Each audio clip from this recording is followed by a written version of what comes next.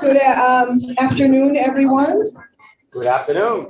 I want to thank you all for coming. This is great. I appreciate it. Both audience and legislators alike. Welcome to Cape Cod Community College. This is a brand new building. It's great, isn't it? Yeah, absolutely. Really nice space.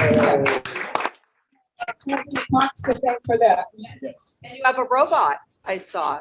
I have a robot? There was a robot when we came in. I didn't see the robot. Wow. In engineering. And then it was very fancy, state of the art. Yes, I know that. That's right. I did see that one, yes. Okay.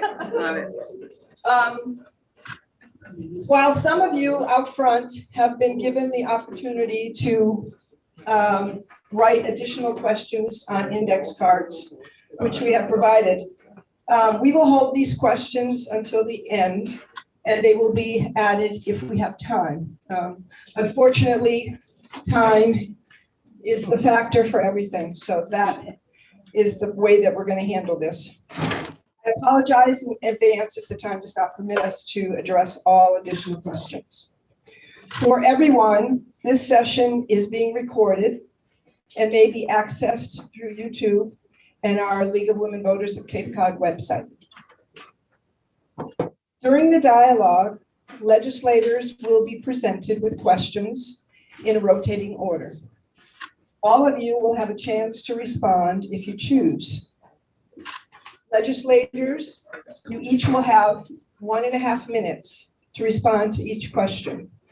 Timekeepers, Rosemary Shields and Nancy Skinner, are in front there, and they will alert you when you have 30 seconds left and will display a stop card when the time is up. That's a good idea. That's not a yield time. So we don't have to, I'm gonna drag it from behind the desk there. It is a question and answers. Okay. All legislators will have 1 minute for a closing statement at the end of the session. Does anybody have any questions at this point? Okay.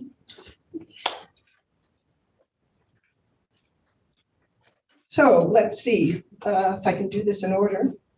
Senator Susan Moran represents the Plymouth and Barnstable District in the Senate.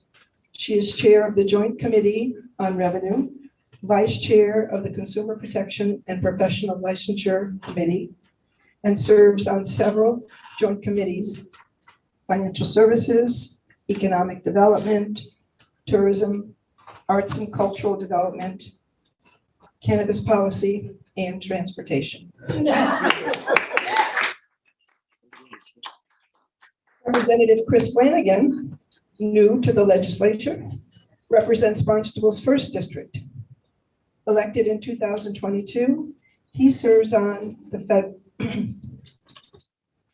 federal stimulus and census oversight and the advanced IT and internet, agriculture, labor and workforce development, and financial services joint committees. Representative Flanagan has served as the executive officer for the Home Builders and Remodelers Association of Cape Cod, as a member and chair of the Dennis Select Board, and as a member of the Barnstable County Economic Development Council. Representative Kip Diggs represents Barnstable's 2nd District. He is vice chair of the Joint Committee on Labor and Workforce Development. He sits on the Housing, Healthcare Financing, Emergency Preparedness and Management, and the Tourism and Cultural Development Committees. Yay, Rep. Diggs! Representative Stephen Zaros represents Barnstable's 5th District. He is ranking member of the Joint Committee on Veterans and Foreign Federal Affairs and serves on the Ways and Means, Mental Health and Substance Recovery, and Public Safety and Homeland Security Joint Committees. He's a Gold Star father and a volunteer for the Wounded Warrior Project on Cape Cod Soldiers Ride.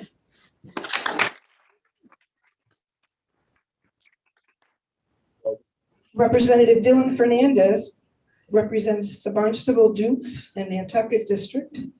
He is Vice Chair of the Joint Committee on Environment and Natural Resources.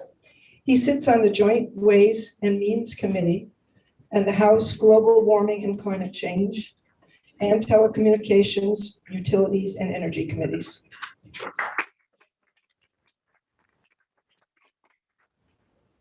Representative Sarah Peak represents Barnstable's 4th District and is the 2nd Assistant Majority Leader.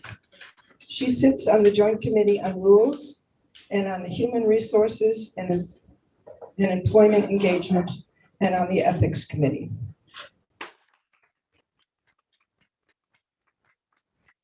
And finally, representing Senator Sear here this afternoon is Michael Fulcom. Michael is Julian's District Director.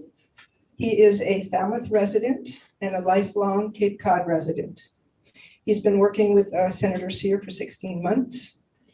He is a graduate of Bristol Community College with an associate's degree in liberal arts. He attended UMass and got his bachelor's degree in political science, and he achieved his law degree from Santa Clara University School of Law in California.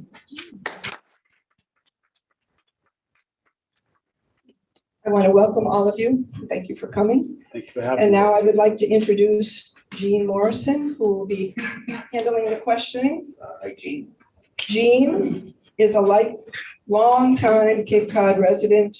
She is also the co-president of the League of Women Voters, and she is involved with a number of community organizations around the Cape, which are too numerous to name.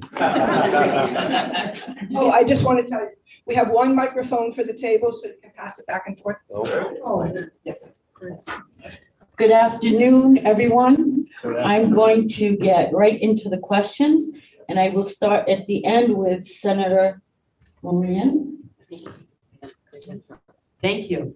The first question is, will you commit to contacting both Governor Maura Healey and the the Attorney General, Andrea Campbell, to urge them to enforce the state laws and regulations that protect our ocean and bay, to urge them to hold Holtec accountable for complying with our laws and regulations, and to immediately remove dumping from its radioactive wastewater management plan. Thank you for the question. It's a huge topic. I'm going to speak a little quickly because, of course, I represent 4 towns on both sides of the Cape Cod Canal. I regularly attend the citizens group NDCAP.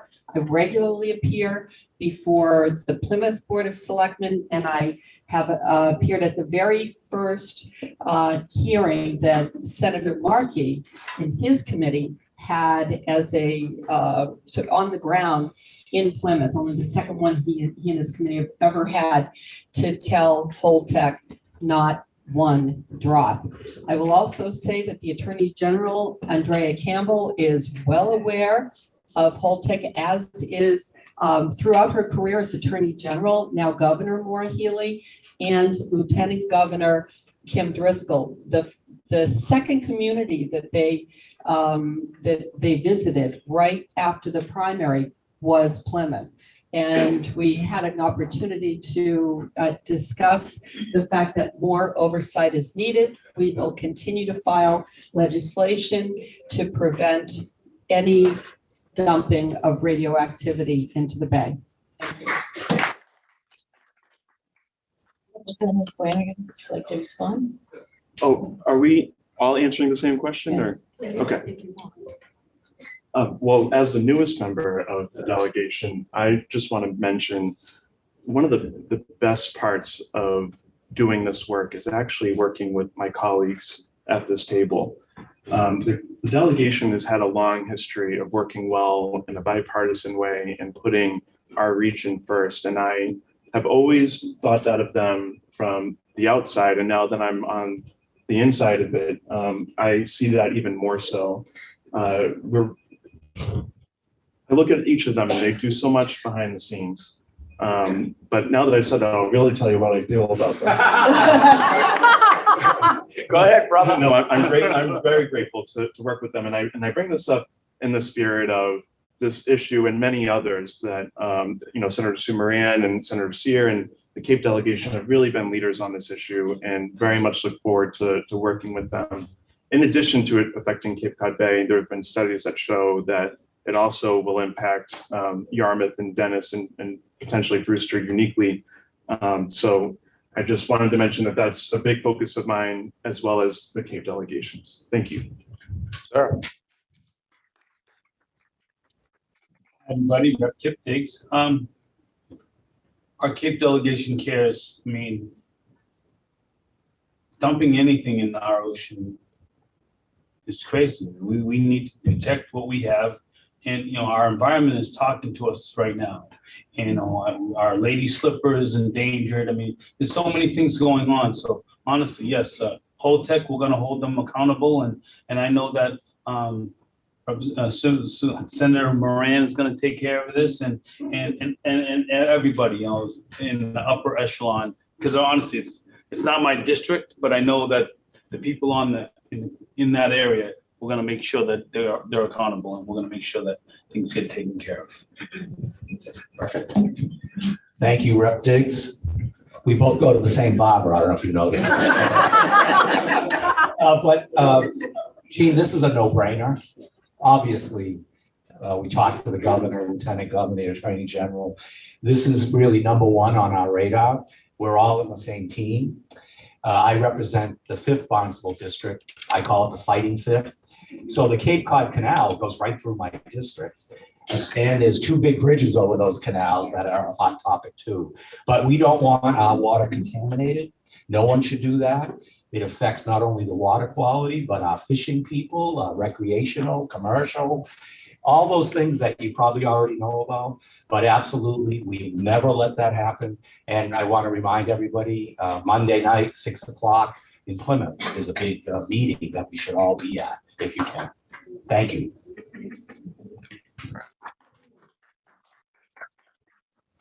I'm Dylan Fernandez. I represent part of Falmouth and then Martha's Vineyard, Nantucket. My district is not up against the bay, but I'm in lockstep with my colleagues on the delegation and supporting the various bills and other efforts to stop the dumping of radioactive waste. It's not really a question. The governor, the attorney general, they're so on the same page with us on this already. And the governor, when she was attorney general, came out really strongly against this, and she's continued that into her governorship, and then the attorney general is with us as well. It's really about tapping. This is a federally regulated agency, and it's really about tapping into our federal delegation and using that network to try and move the feds on this. And by the way, our federal delegation is in lockstep with us on this as well. So we're all moving in the same direction. I don't think there's any disagreement about this issue, but it's one that this delegation has prioritized. Thank you. Great. I think Dylan really encapsulated it all. Was the question about whether we'd commit to reaching out to the AG and to the governor, I think was the question. Yes. Well, we've done that, and we expect to have a meeting shortly. I'm working closely, by the way, it's not just your Cape and Islands delegation, but let's include the Plymouth delegation also. Representative Cutler and Representative Lenatra in particular are taking the lead on this, and we are working with them and the other members of the Plymouth delegation as well. So as Dylan said, it's front and center on the agenda of both the Attorney General and the Governor. Andrea Campbell on WDZ was asked this question and made a statement that the full force of her office is behind stopping the dumping, and I have no reason to not take her at her word. Michael Holcomb from Senator Sear's office, just to say that the senator is in lockstep with his delegation colleagues and their partners in the Plymouth delegation. Okay, thank you. Can pass the mic now for the next question. We will begin with Representative Flanagan. This is about water quality. Cape Cod water quality has been declining over the years due to many issues such as septic systems, fertilizer use runoff, and increasing PFAS contamination. What legislation do you support to address water quality and PFAS contamination on Cape Cod and the islands?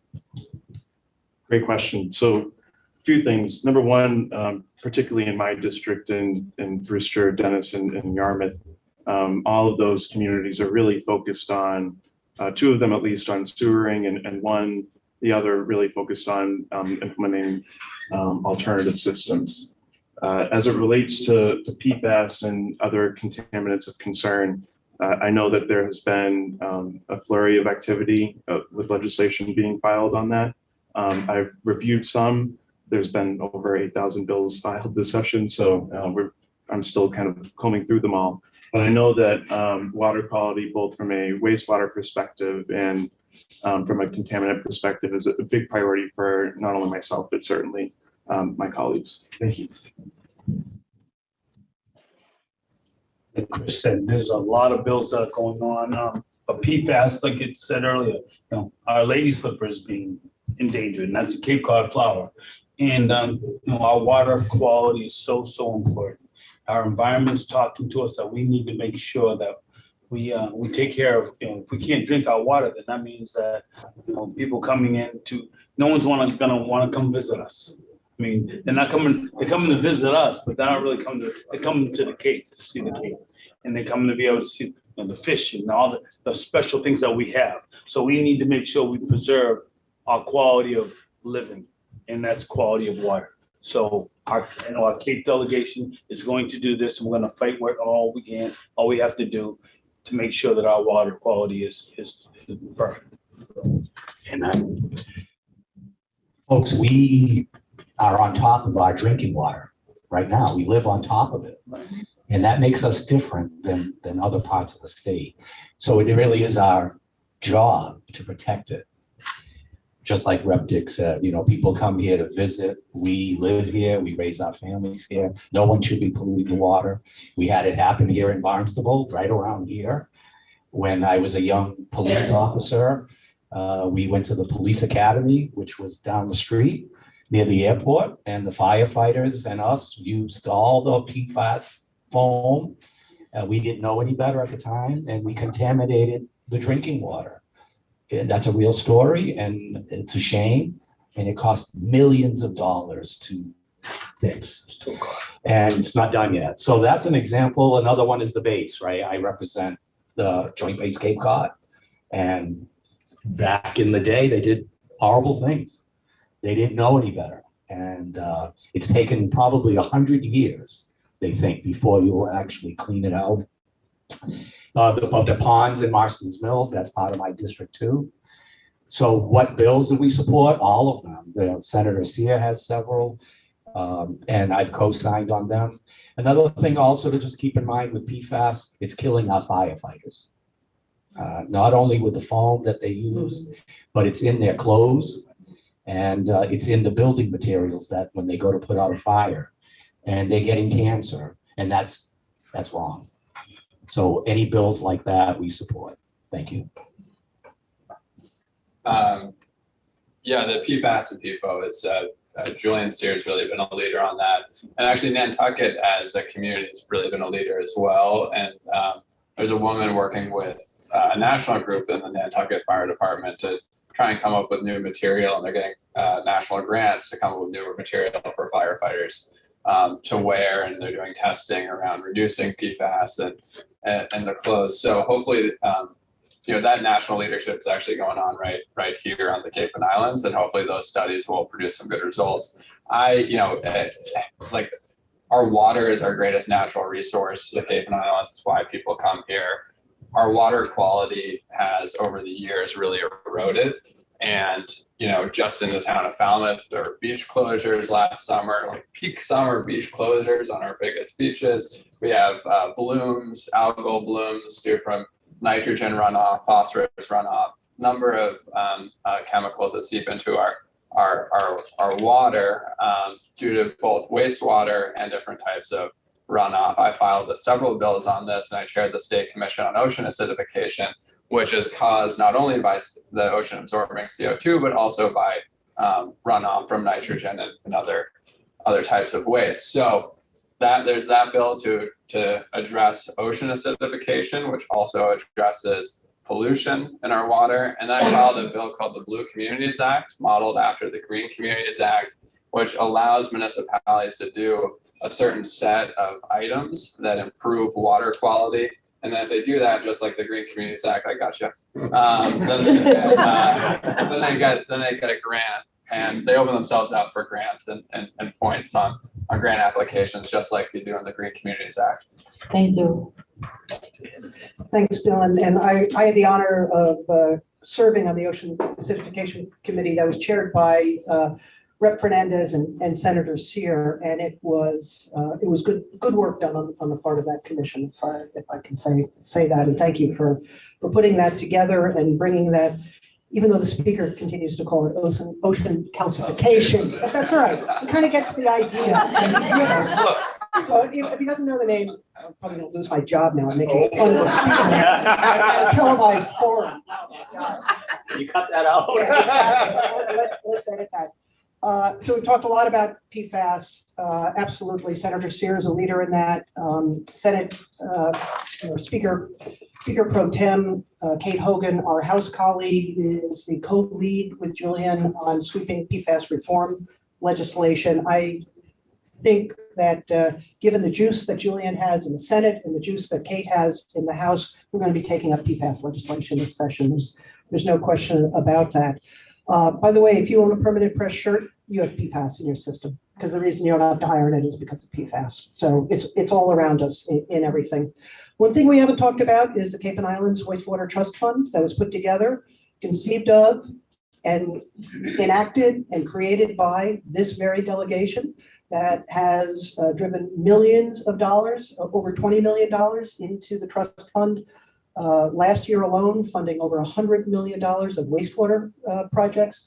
As you're talking about nitrification and eutrophication of our embayments and harbors, I see it also. The only way we're gonna clean that up is through treating our wastewater, getting off our Title V's that don't take nitrogen out of the system, and that is good for our economy. It's good for the environment, and it might be a small step towards fighting the effects of climate change. With our warming waters, we're going to even be more susceptible to red tide and other types of algal blooms as well. So millions of dollars that has been driven to our communities. We need some support from DEP, because there are some communities that are dragging their feet on moving forward with their watershed plans. And that is what all of you as citizens need to keep your eye on. Make sure that your boards of selectmen and your boards of health are moving forward with their watershed management plans, because there are some problem communities out there. Thank you. As Rep. Peak and other members of the delegation referenced, Senator Sear has been a leader on issues relating to PFAS. He was co-chair with House Speaker Pro Tem Kate Hogan of an interagency task force studying PFAS and PFOS. The result of which is, at least in the Senate, the bill number is Senate 1356, which is an act to protect public health, Massachusetts public health from PFAS, or the Mass PFAS Act. Among its other several components are addressing issues relating to contamination to firefighters and first responders from firefighting foam that contains PFAS, a PFAS mitigation trust fund to help municipalities and public water sources to address PFAS contamination in drinking water, and a section detailing requirements relative to labeling food packaging and other products that contain PFAS by 2026, with an outright ban on PFAS in certain consumer products from 2030 on. Thank you. The next question will go. Senator. Oh, Sarah, I'm sorry. I'm so sorry. That's just to test to see if I'm paying attention. Yeah, me too.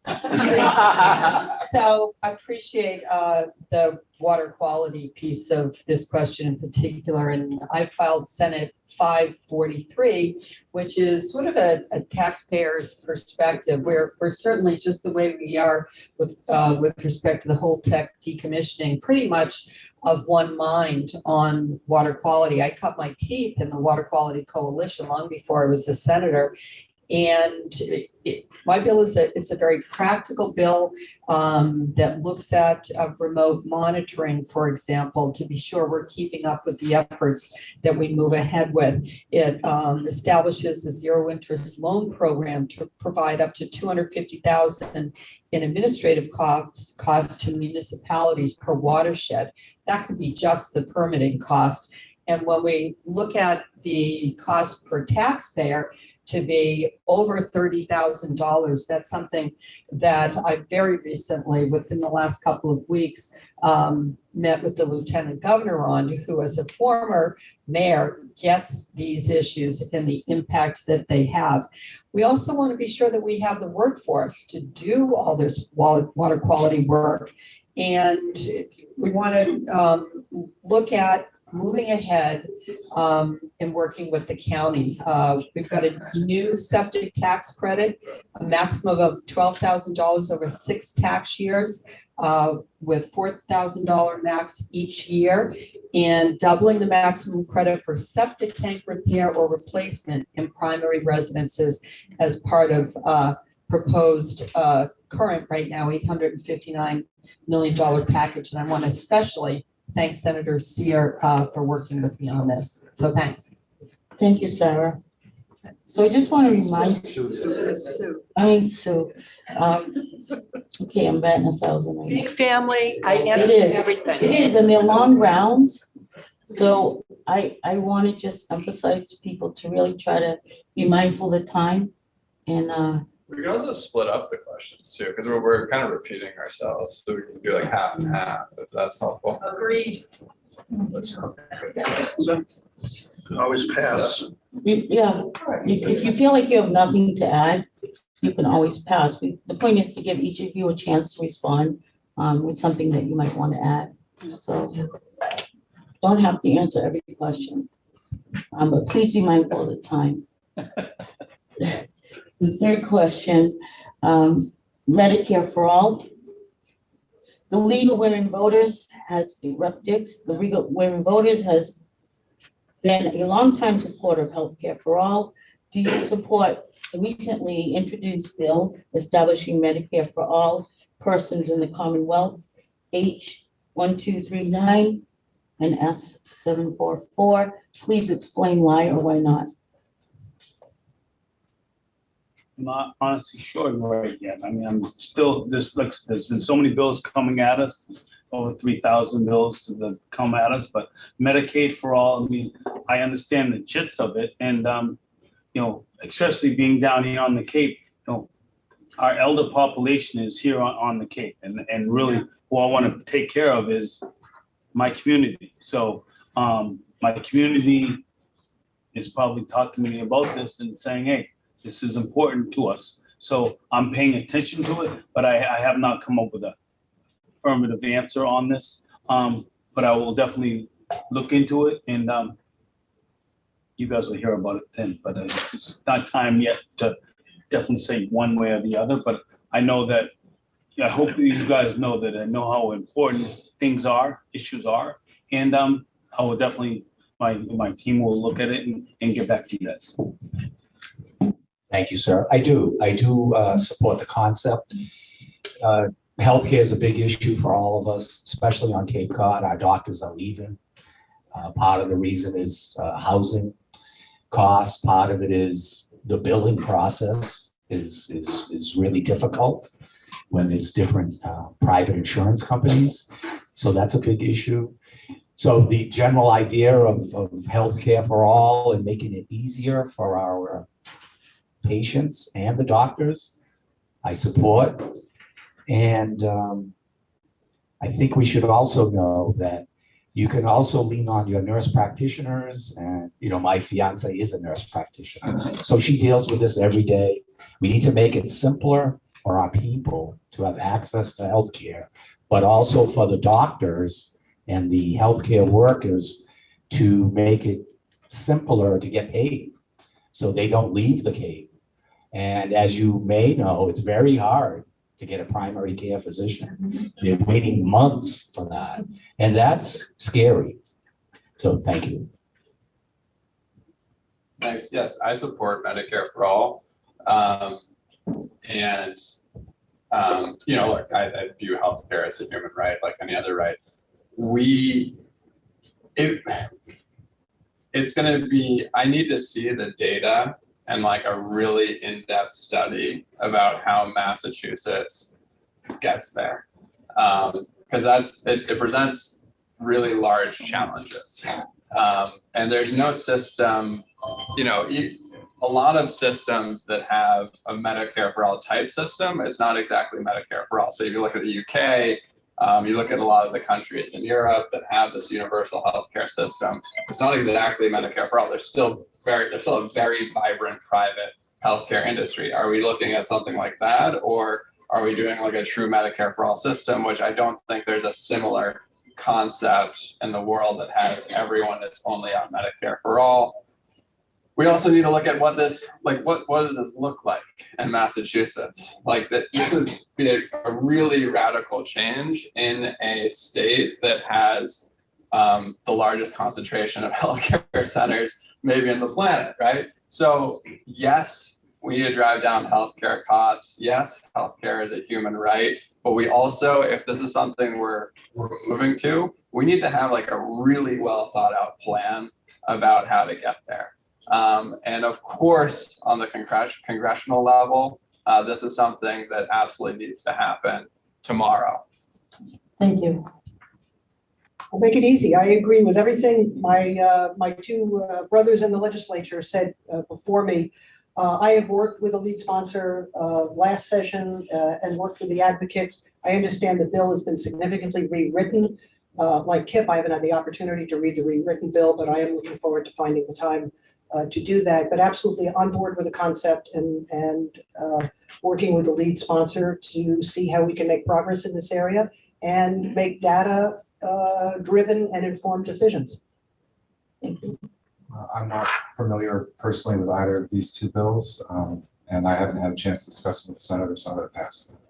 Okay, pass it down to Senator Susan Moran. You got it. I'm going to ditto Dylan.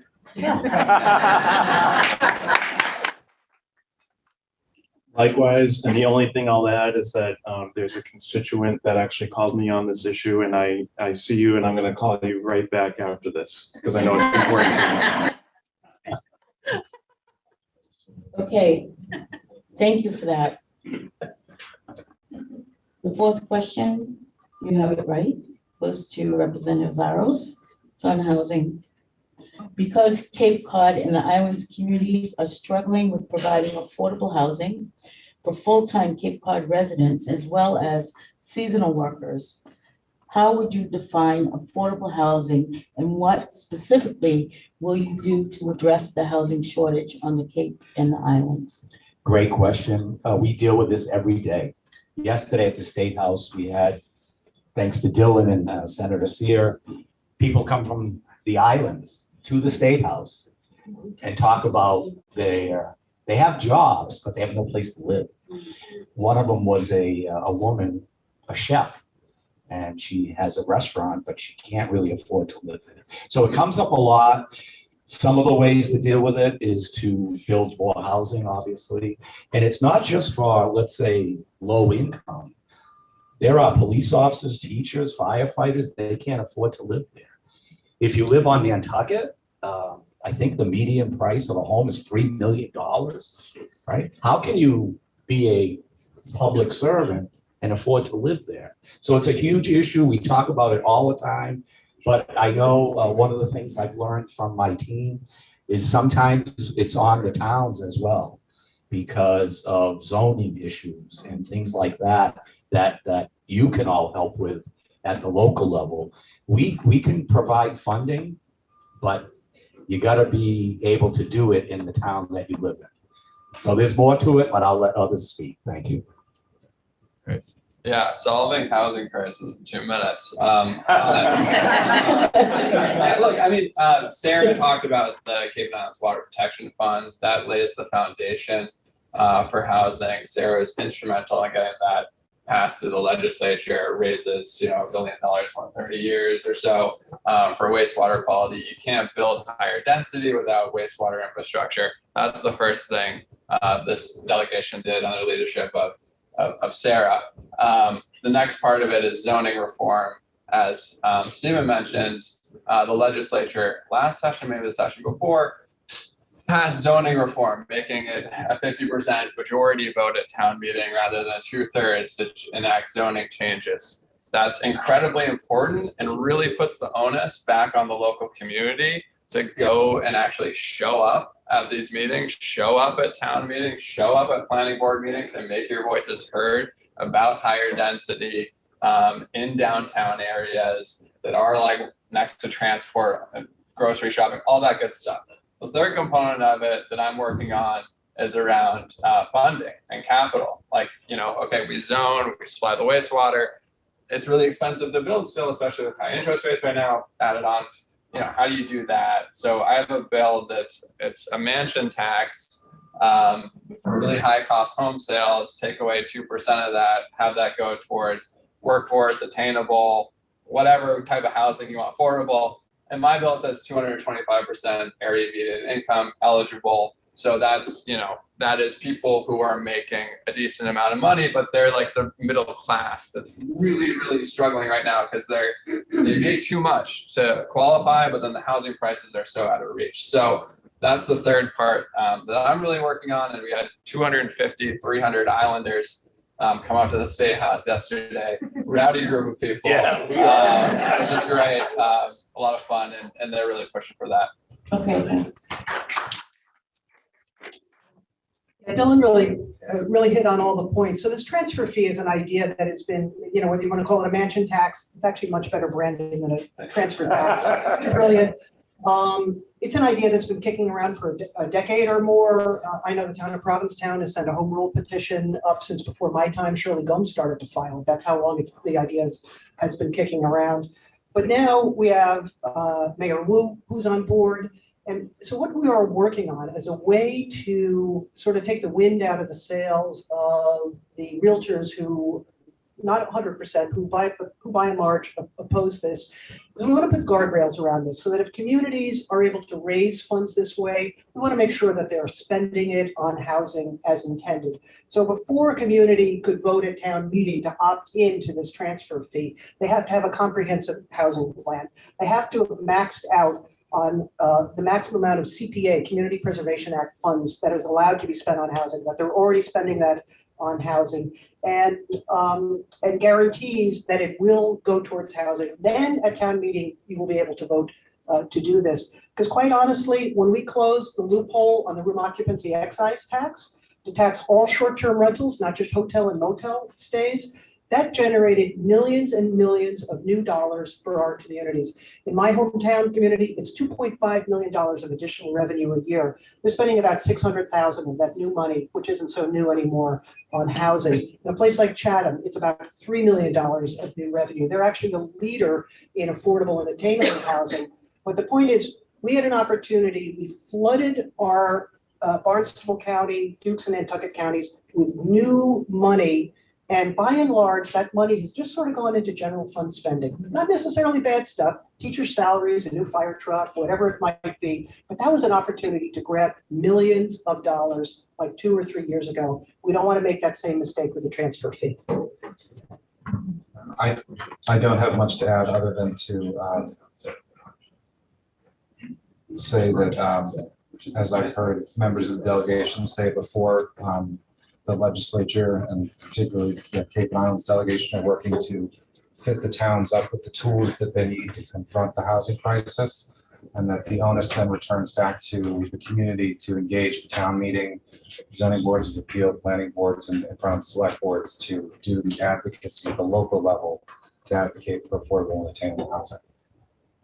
Okay, thank you. Can you pass it down to Sue, please? Yes. Thank you. So I spent about the last year and a half doing a housing forum of about every 6 weeks, which included builders, municipal people, housing advocates, so that everyone would be in one place to be able to learn where state funding was available, ideas from each community about what worked, what didn't. I then took those ideas. See what happens when you grow up as the select person and chair. You know, you do a lot of conversation. And I filed kind of an omnibus housing bill that pulled those ideas together, including converting used properties, increasing incentives for redevelopment of brownfield sites, granting municipalities the right of first refusal for all affordable housing units, because a lot of times the deeds got messed up. And so things are taking resources and the units are actually going by the wayside. Tasked DHCD with establishing intergenerational housing pilot programs. You know, you want to get together with all your friends, get it, you know, and live together in sort of a dorm style, just really looking out of the box, subtracting student loan and childcare payments from income requirements for age eligibility, and establishing tax credits to support seasonal workers and also housing contractors, because a bit of the reason, and I heard this at Chris's forum, is that housing builders can't find a place to house their contractors to do the building. Thank you. So that one person. I hope you all have a couple hours because I have a lot to say on this stuff. A minute and a half. All right, I'll talk fast. So on Cape Cod, most people are either underhoused or overhoused. I'll use myself as an example. My wife and I lived in a 700 square foot house, and when our daughter was born, we realized how small that house became.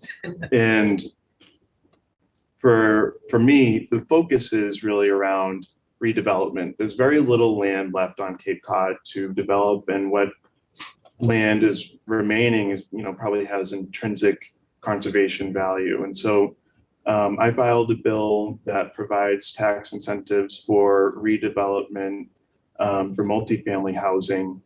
And the reason why multifamily housing is important is because we need a diversified housing stock here on Cape Cod. 80% of our housing stock is single family, and many of those homes sit on an acre or two. So we really need to focus on how we build more densely. And I think that bill is one example of something that we could do. And then there was how you quantify affordability, and that's really up to the municipalities. Whenever there's a housing project or development, it's really up to the towns and the builder to figure out what AMI, average median income, looks like. And so when you have those conversations with those town boards, please ask them to bump it up to as high as they possibly can so that more people can afford it. Thank you. Good. Hi, everybody. So I've been on the housing committee for the last 3 years. And, you know, I brought money into our district for ADUs. And what's scary about this is I'm bringing ADUs to the area, but some places don't allow ADUs. I think the town of Yarmouth does not allow ADUs. So we need to come up with ways to look. And we need, and also, like even Sarah said, we need to make sure that everyone gets on to different boards. I mean, we need to get people on board so that, hey, you know, you can have an ADU next, you know, because honestly, there's people that we're getting older. So if we're getting older, that means if our house is a little bit big, maybe I can move into another one spot and I can change my garage into a house and rent it out. I mean, we need to work together and come together and help, because honestly, our workforce is what we need. Even though we're getting older, we need to go ahead and, hey, go shopping for me and come back and make me some dinner, whatever it is. I mean, that's the type of things that we really truly need and we need to kind of think outside the box. Thank you, Pastor. So, Dylan. Yes. Yep. Gun violence has become a daily tragedy for our country, especially for young people. Firearm-related incidents are the leading cause of deaths among 1 to 19-year-old age group. Would you support restrictions now in Massachusetts to ban 3D printed, untraceable, unregistered, and uncertified ghost guns and gun parts, as well as to ban firearms from sensitive places such as schools, polling places, government buildings, and shopping malls, as other states have done? Yes, I would. I don't want guns in schools. Profound statement. Look, we have an epidemic of gun violence in this country. We go on about the stats, more guns than people, et cetera. Awful. What about Massachusetts? What we see here is, luckily, because we have the strongest gun laws in the country, because of legislative action, our gun deaths are some of the lowest, if not the lowest, depending on the year, of any other state. The only other state we compare to is Hawaii. They're lucky because they don't have like a New Hampshire and a Vermont above them that have super lax gun laws. And actually the crime guns that come into Massachusetts, when you trace them back, they go to states with lax gun laws. That's a real problem. That's why we need federal action on this. When it comes to, gun violence here, when you mentioned those deaths, that's not from school shootings. That's largely from suicide deaths. In part from school shootings, but it's largely from suicide deaths. And that's what we see here, particularly on the Cape and Islands, is just an epidemic of mental health issues and of suicide deaths. And you pair mental health issues with ease of accessing a gun, and that's the impact that exists. So we have, 2 sessions ago in the legislature, we passed the extreme risk protection order that allows for a family member to go to the police chief and others and say, my family member is at risk. We need to remove this gun. I think we need to do a lot more education around that, because to date, no one has done that order. I believe in all of the entire Cape and Islands. So we need some more, I think, education on that. I'll stop there, Yes. but there's a lot we could talk about on this. Yeah, yes on all those questions, absolutely. So I'm proud. I've been in the legislature long enough. I've had, I think, 3 opportunities to vote on our first in the nation gun regulation. And if there's one thing you can take away from that, is that's 3 different bills that we have passed. So we did one, we saw where the loopholes were, we fixed those, then we saw the need for a red flag law, and we took up that legislation. So clearly there's a willingness on the part of the House and the Senate, and now Governor Healy, to take up comprehensive gun reform. And I think the next thing that we will be looking at is the nexus between mental health issues and gun violence. I think many of you joined us here at 4Cs at the Tilden Arts Center for the hearing, the listening session. It wasn't even a hearing, held by Mike Day, the House Chair of the Joint Committee on the Judiciary. He's not going around and doing that because he loves angry white guys standing up and screaming at him at a hearing. He's doing that because he is getting ready to prepare legislation to address this. So for those of you who are reasoned and cool heads and had, quite honestly, the bravery, I believe, to stand up at the microphone, and Rosemary, you were one of those people, and articulate your, what I consider to be well-reasoned position in light of some of the anger that was spoken at that hearing by some of the people who were there. I congratulate you and I thank you for your courage in that. Thank you. The Senator would be yes on all of those as well. I would also note that at the end of the last legislative session, the legislator adopted the Act abolishing barriers to care, which is a mental health law reform act.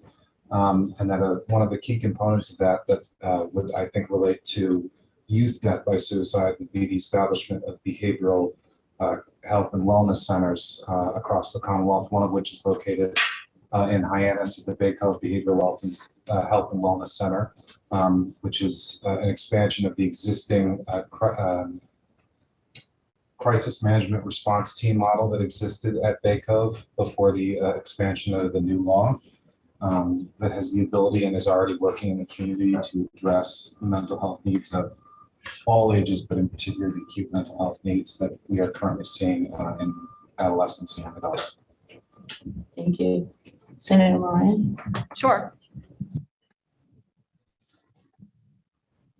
Thank you. I am a yes on all as well. I've long supported the Grandmothers Against Guns efforts. I appreciate that advocacy, and also appreciated Rep Day's outreach to the community. And thank you again, Rosemary, for that.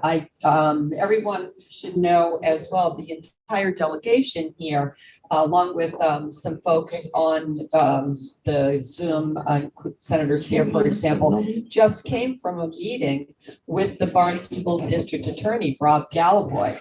And we were able to really respond to the DA's outreach on what did we see in our communities. And a lot of it had to do with mental health. And so this conversation that Sarah and Dylan brought up in terms of suicidal circumstances, it's all a piece of the same problem. And we really need to support our law enforcement and our DAs in the work that they do every day in that regard.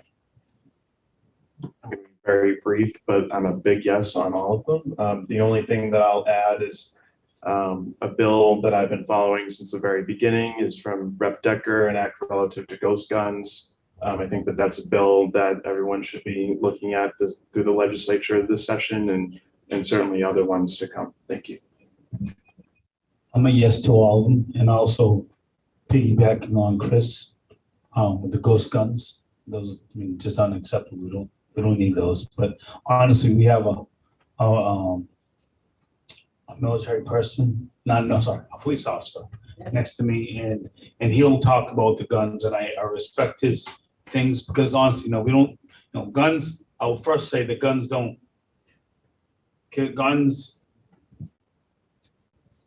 kill people, it's people behind them. So we got to make sure the mental health is a key point here. We got to make sure that education and everyone knows what's going on. That to me is what's very, very important. So that's really out there. Thank you, brother. Yeah, this one is right up my alley. I wish we had more time. But when you put on body armor and a badge and a gun for 40 years, this means a lot. No one should have a ghost gun.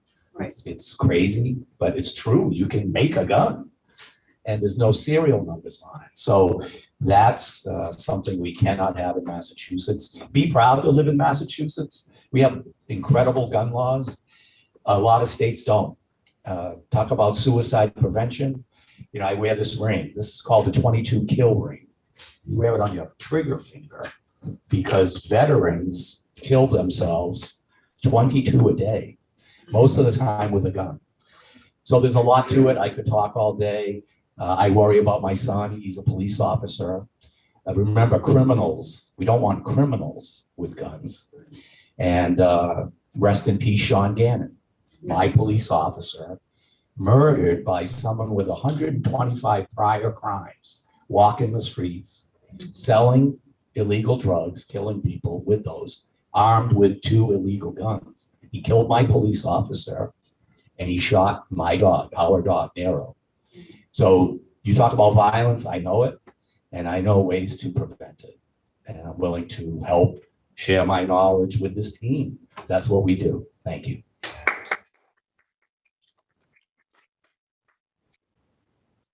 We have a student question.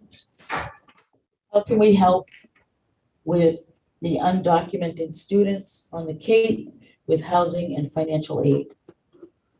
Yeah, thank you for that question. That actually came up last night. I had the opportunity, actually I received an award at UMass Dartmouth from an organization called Connect. It's a consortium of 5 colleges, including Cape Cod Community College, who share resources, make it easier for students to transfer among schools, and have an overall enhanced curriculum throughout Southeastern Mass. And there was a student panel there. Getting the award is a minor part. The best part of the evening was hearing from the students, quite honestly. And the issue of undocumented immigrants being able to attend school to better themselves. The stories were compelling. I support in-state tuition and the availability of financial aid for all people who qualify for admission to our schools here, regardless of what if they live in Massachusetts, regardless of what their documented status is. If they want to come to 4Cs and they can't afford it and there's scholarship money available and they qualify for that scholarship, I think that they should be able to get that scholarship.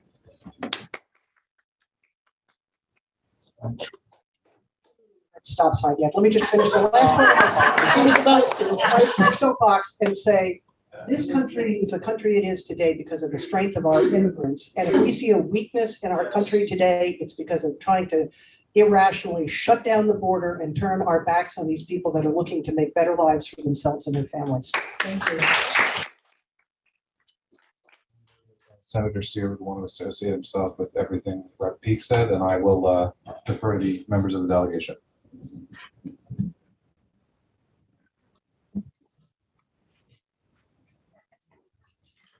Hi, especially here on Cape Cod, we need young folks to feel welcome, to have an opportunity to have cars, insurance, jobs, families, education. And I think, as Sarah so eloquently put, which is probably why she got the award, is that we need to open our arms, have a path to citizenship, and be sure that folks that are here to learn have a way to afford to do so. So thanks. I'll just echo everything that Sarah and Sue just said, but I'll add a few other things. So number one, we have a workforce issue here on the Cape and throughout the Commonwealth. And many of those jobs that go unfilled are typically filled by people who may or may not be documented. And I think that for us, especially through education, if we're giving these students a chance to receive an education and to give back to our community, I don't see why we wouldn't be fully supportive of that. And around housing, I think that that is more often than not, these are incredibly hardworking people that have multiple jobs, and housing on Cape Cod is a challenge.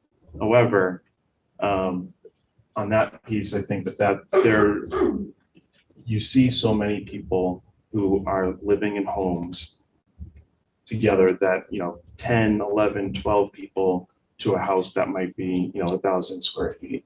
And I think that that's way more prevalent on Cape Cod than people even realize. And so I think supporting housing for them is incredibly important. I don't quite understand the mechanism to do that yet, but know that is a huge challenge. Thank you.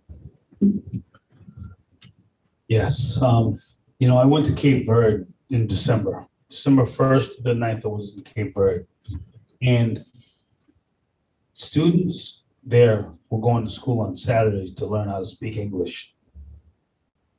I'm talking about 300, 400 kids going to school on Saturdays. I don't know anybody around here that goes to school on Saturdays. They learn how to speak English. That's their third language. They speak better English than I did, but they also can speak 3 other languages.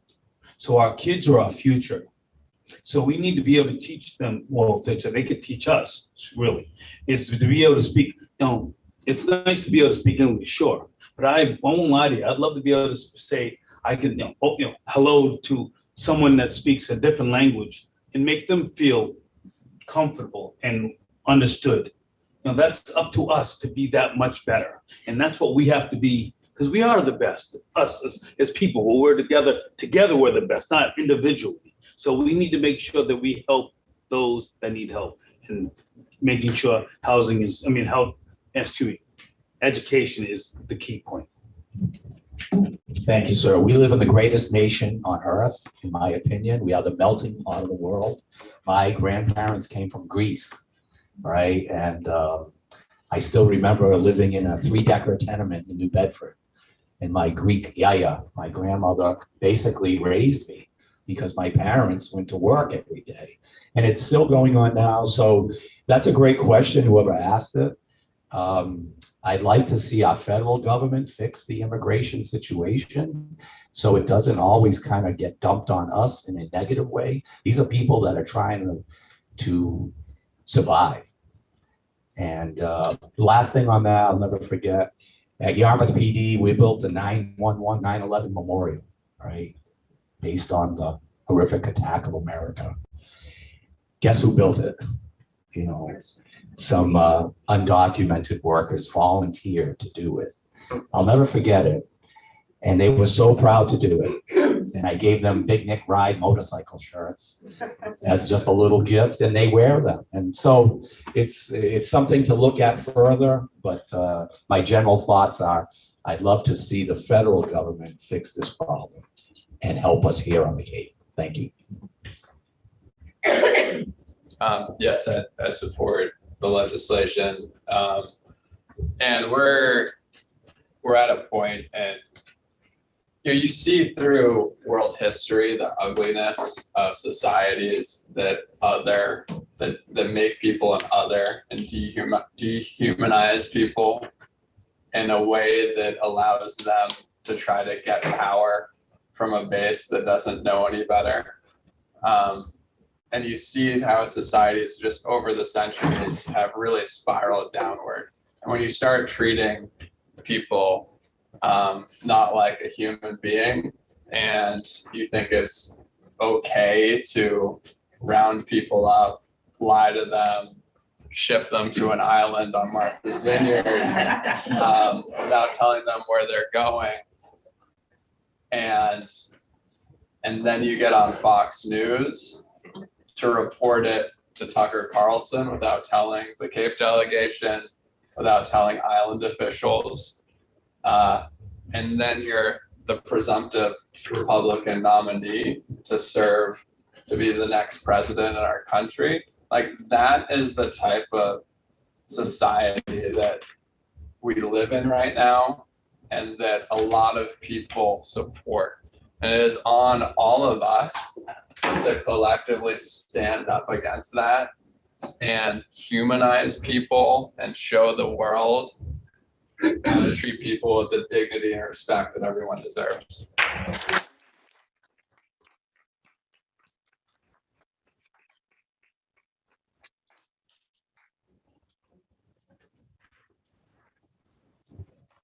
Okay, thank you. Improving elections in the Commonwealth.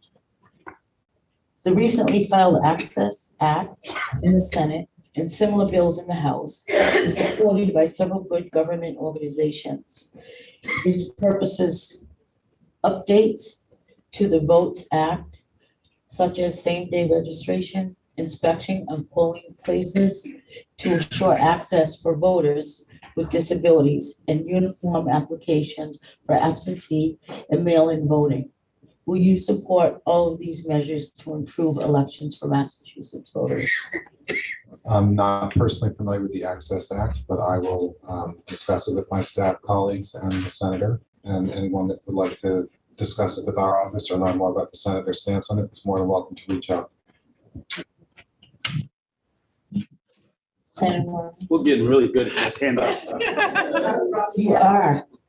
Yes, access to voting is incredibly important. The other thing we have to keep aware of is working with our town clerks to be sure that they have the tools, the means, the staffing, and we listen to the issues that they're grappling with going forward. So thank you for the question. Piggyback off of what Sue just said, I'm a big believer in access. Vote by mail, for instance, has really helped a lot of people, particularly seniors who may not feel comfortable or may not even have transportation to get to the polls. My only concern, I often think even with the vote by mail, with the town clerk's office, that is a very labor intensive process. And I would want to make sure that the town clerks have really clear direction, guidance, and support in terms of any other changes, whether it's same day or otherwise. Thank you. I think our voting doubled because of what we've done. So we've done a great job. I don't believe in same day voting and registration. I don't, because I just think it's just gives our, like you said, the clerks are so busy. At same day, it just adds for more confusion. We have a blessing that we're able to vote. We get to vote.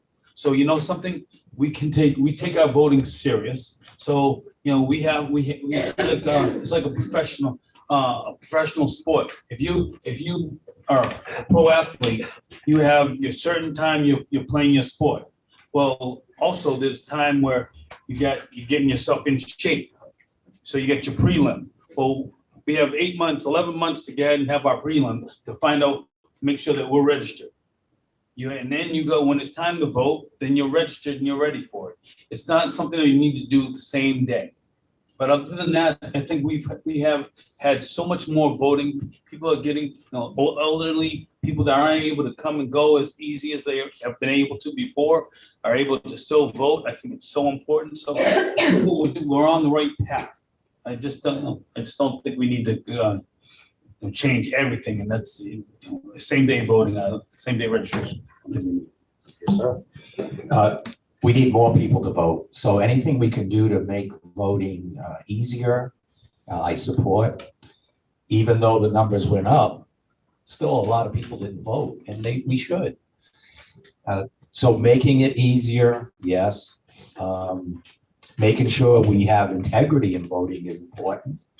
And to echo what my colleagues have said, it does overwhelm the clerk's offices. We hear from them all the time. So not only do we need to give them more staffing,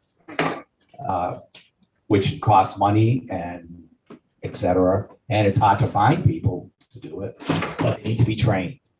And imagine 351 cities and towns. Not everybody, not every clerk is fully trained, especially during a presidential election when a lot of votes are coming in. So I love the idea of letting more people vote, encouraging it, making it safe to do so, getting those that wouldn't have access to vote. But we have to make sure we do it right. And I think in Massachusetts we do, but we could do better by offering more training and more people. Thank you. We've made a lot of changes over the years on this issue. So just in the past few years, we've enacted automatic voter registration. We've enacted early voting. We've then expanded upon early voting. So now it's not only 2 weeks out, but mandatory at nights for working people, mandatory at weekends for working people.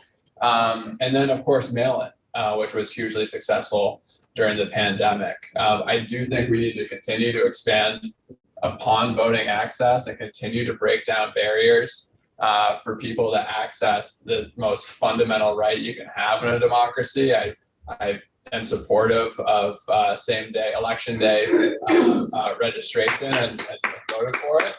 I also have legislation that's really pushing the needle on this stuff. I have a bill to allow 16 and 17-year-olds to vote in municipal elections only. And that is because, well, thank you. That's because, it's voting is a habit, which we know. And also when you start voting at 18 right now, right? And so if you're 18, for a lot of kids, you're away at college, you're not forming that habit, you're not in your local community. So there's evidence that if you start at 16 and 17, you establish that habit and then you continue to be a voter throughout your life early on. And also it's in local elections. 16 and 17-year-olds, they'd be voting for school boards, they'd be voting for school budgets, that type of thing that really impacts their lives. So not only do I think we've made some incredible reforms that have been really powerful. By the way, the Cape and Islands have taken advantage of these reforms more than any other region, which I think we should be really proud of. But I also think we need to continue to push the needle on it. Yeah, great. Thank you for that question. So Dylan and I both voted for election day registration last time around. Didn't carry the day, it wasn't included, but we did significantly narrow the number of days before election day that somebody could register to vote. And by the way, that's not about somebody waking up in the morning and saying, "Oh, I think I'm going to vote today." I had a constituent, a very real world case, a constituent who moved from Harwich to Chatham. And when she went to the registry of motor vehicles to change her driver's license, they said, "Oh, would you like us to," this was before we narrowed the window on this, "would you like us to register you to vote in Chatham?" She said, "Yeah, that'd be great." So she goes, I think it was the last presidential election, she goes to the Chatham Community Center to vote. They said, "I'm sorry, you didn't register in time to qualify to vote in this election." It was inside of that window. Right. So she goes back over and she sees Anita Doucette over in Harwich and says, "Am I still registered here? Because I can't vote in Chatham, even though I moved." They're like, "No, we struck you from the rolls in Harwich." So she was disenfranchised, that is the reason why, even though it was voting against the speaker and against leadership and really taking a chance, sticking my neck out, that is the reason I voted for election day registration, because it is absolutely the right thing to do. And that is why I continue to vote for the right things to do, because when you hear from people what the real world cases are, you need to address these gaps, and especially when it comes to something like voting. Interestingly enough, early voting and mail-in voting was not as popular this time around as it was during the pandemic. A number of people said, "I like voting on election day, and I'm going to go vote in person on election day." So we're culling through all of that data. The Secretary of State is culling through all of that data. And I think once we really understand where the pressure points are, where the pressures are on the town clerks, we're going to be able to come out with an appropriate reform package.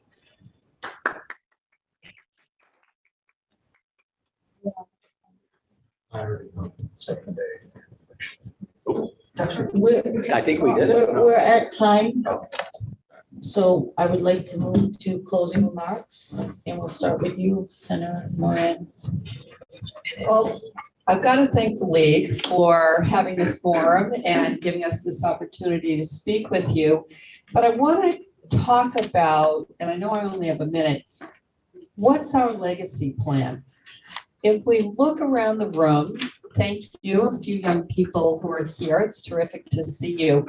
But it is so important that we continue to reach out, involve younger folks. It was said to me earlier when we were having the social hour that, we don't just get you elected, we then help you legislate. That's a quote. And thank you for that. And we need more of that. And thank you for your commitment and for being mentors and for being the places where we get ideas for the legislation that we do. And just great appreciation. Thank you. I'll go my appreciation. And we have a changing landscape, not just on Cape Cod, but throughout the Commonwealth, and that's around journalism. And so it's actually nice for us, I think, to get in front of people and get our messaging out in other ways, since that landscape is changing. The other thing is, I know that we only have a certain amount of time, and there's so many other issues that are really important. Whether that's wage equality for women and people of color, or early childcare education. I often think, as I sit in my seat, my wife and I have 3 kids, 3 and under. And I know it's very busy at the Flanagan household. It's controlled mayhem. But I say all that to say that I want my kids to grow up in a better Cape Cod, in a better Commonwealth, and I know that my colleagues share that, and we really, as Sue mentioned, we really rely on you to help us figure out what the pain points are and ways to fix the issue. So thank you for being here. Thank you, Lee, for having us. Great topics, great questions. You brought up a lot of great questions, and there's a lot of issues. And us as a delegation, we stick together in a lot of things but everyone's different. But even though we're all different, we may not agree on every single thing, but we're still trying to come up with the best answer for all of us, because we're all unique and we're all special. And that's what's important. Just as long as you know that, we may not agree with one thing, but we agree on a lot of other things. Don't so much hold that one thing that could be precious to you. Doesn't mean it's not precious to us. It just means that there's a lot of other things that are going on that are still precious. And you guys, we're all diamonds. And a diamond is not always shiny, but once you go ahead and buff it out, we gleam. And that's what this world is all about, and us being able to take care of each other. So thank you very much for having us. Amen. Thank you, Mr. Diamond. That's a good one. I love it. I love being here. I graduated from here in 1978. Wow. I drove here from New Bedford in my 1971 Pinto and lived in Sandwich with my aunt. That's why I came to the Cape to be a police officer, and I graduated from this school and went on to Northeastern and Anna Maria and served 40 years. This job is all about service. So I represent the 5th Barnstable District. That's 45,000 people.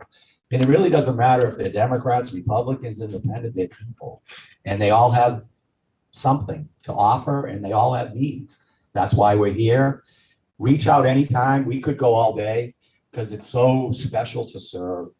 And if you want to know more about me, I have a 17-page legislative agenda. It's on my website. You can read all about, the issues I'm passionate about. I think that's important to know. And I love what Gene Morrison told us.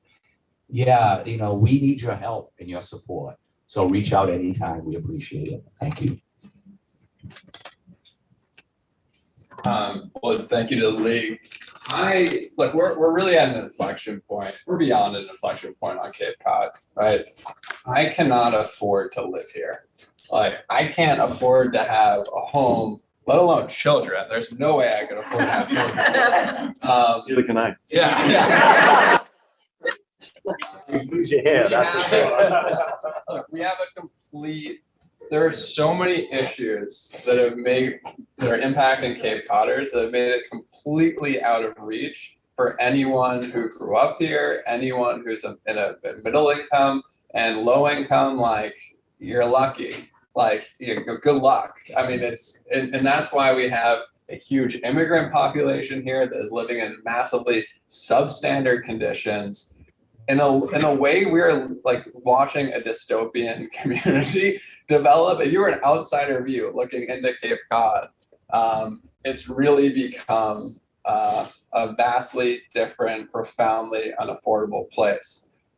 My pitch is our society is structured in a way that we give a ton of government power to the local level.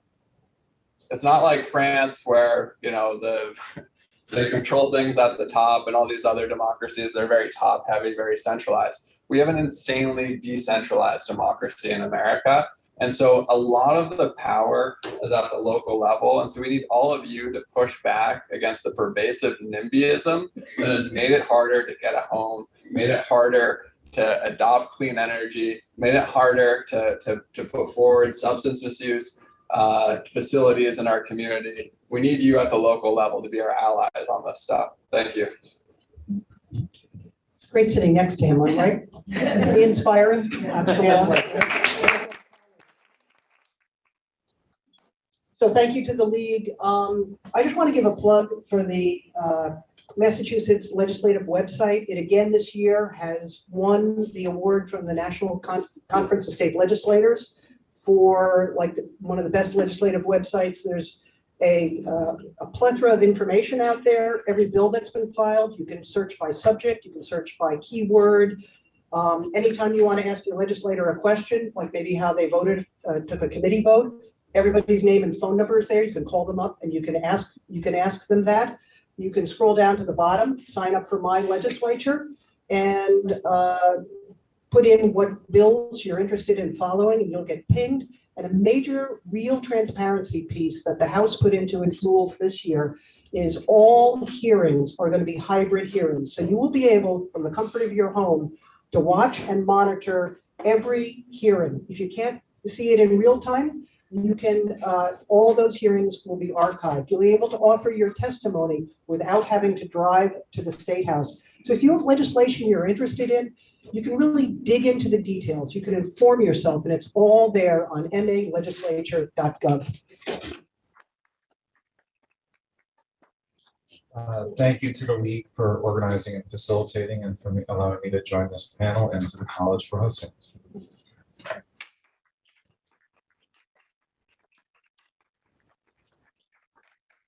That concludes our event, and on behalf of the League of Women Voters, Cape Cod area, I'd like to thank Cape Cod Community College and the tech support, as well as any students that were able to participate today, and my fellow Leaguers.